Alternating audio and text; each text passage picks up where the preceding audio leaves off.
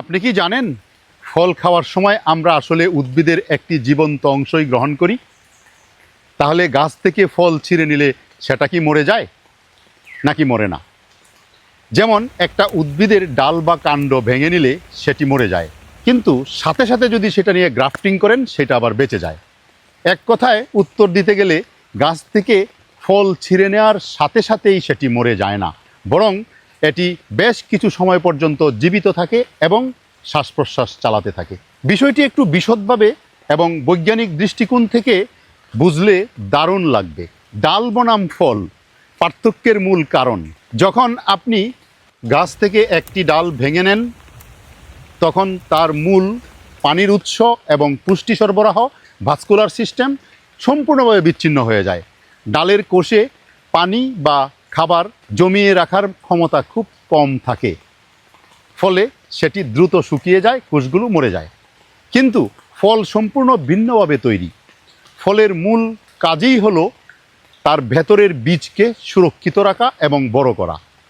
ফল এমনভাবে তৈরি যাতে সে গাছ থেকে বিচ্ছিন্ন হওয়ার পরেও বেশ কিছুদিন নিজের শক্তিতে টিকে থাকতে পারে। তাহলে ফল কিভাবে বেঁচে থাকে? গাছ থেকে ছিঁড়ে ফেলার পরেও ফলের ভেতরের কোষগুলো সচল থাকে। এই প্রক্রিয়াকে উদ্ভিদ বিজ্ঞানের ভাষায় বলা হয় কোষীয় শ্বসন বা সেলুলার রেসপিরেশন। আমরা যেভাবে শ্বাস নেই, ফলও ঠিক তেমনি বাতাস থেকে অক্সিজেন গ্রহণ করে এবং কার্বন ডাইঅক্সাইড ত্যাগ করে। দেখুন, এখানে কিন্তু উদ্ভিদের বিপরীত। ফল কি করে? গাছ থেকে ছিঁড়ে নেওয়ার পর অক্সিজেন গ্রহণ করে এবং কার্বন ডাইঅক্সাইড ত্যাগ করে। গাছ থেকে বিচ্ছিন্ন হওয়ার কারণে ফল নতুন কোনো পুষ্টি বা পানি পায় না। তাই বেঁচে থাকার জন্য সে তার ভেতরে জমে থাকা স্টার্চ বা শর্করাকে ভেঙে চিনিতে রূপান্তর করতে থাকে এবং তা থেকে শক্তি গ্রহণ করে। ফল গাছ থেকে ছেঁড়ার পর এককভাবে আচরণ করে না। উদ্ভিদ বিজ্ঞানে এদের দুটি ভাগে ভাগ করা যায়। ক্লাইমেক্টেরিক ফল নাম্বার 1, নাম্বার 2 নন ক্লাইমেক্টেরিক ফল।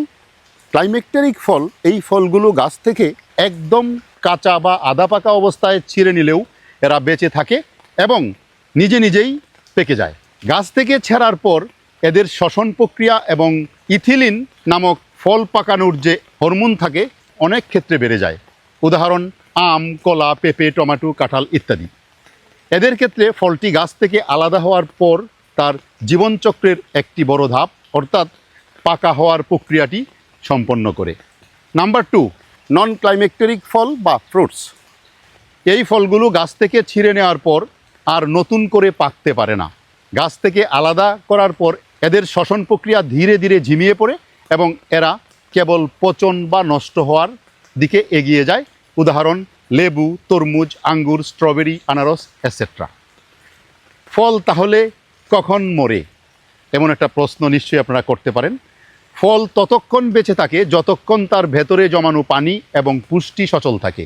যখন ফলের ভেতরের জমানো শর্করা সম্পূর্ণ শেষ হয়ে যায় এবং বাষ্পীভবনের কারণে ভেতরের পানি শুকিয়ে যায়, তখন তার কোষগুলো একে একে মরতে শুরু করে। ফলটি তখন কুঁচকে যায়। এক পর্যায়ে কোষের দেয়ালগুলো নরম হয়ে গলে যেতে থাকে, যাকে আমরা পচে যাওয়া বলি। এই পচন ধরা বা ছত্রাকের আক্রমণ ঘটার মাধ্যমেই মূলত ফলের সম্পূর্ণ মৃত্যু ঘটে। দেখুন, আজকে তো প্রচণ্ড বৃষ্টি হচ্ছে, আমি বৃষ্টির মধ্যে দাঁড়িয়েই কথা বলছি। এখানে যে গাছটির পাশে দাঁড়িয়ে আছি এটা বিলম্বু। এই যে বিলম্বু ফলটা আমি ছিঁড়ে নিলাম। ছিঁড়ে নেওয়ার পর সে কিছুক্ষণ পর্যন্ত জীবিত থাকবে, তারপরে ধীরে ধীরে এটা মৃত্যুর দিকে এগিয়ে যাবে। গাছ থেকে ছেঁড়ার পর ফল আসলে এটি স্বনির্ভর জীবন্ত অণুজীবের মতো আচরণ করে। এটি শ্বাস নেয়, নিজের ভেতরের শক্তি খরচ করে বেঁচে থাকে এবং কিছু কিছু ক্ষেত্রে পেকে ওঠে। ফল খাওয়ার সময় আমরা আসলে উদ্ভিদের একটি জীবন্ত অংশই গ্রহণ করে থাকি।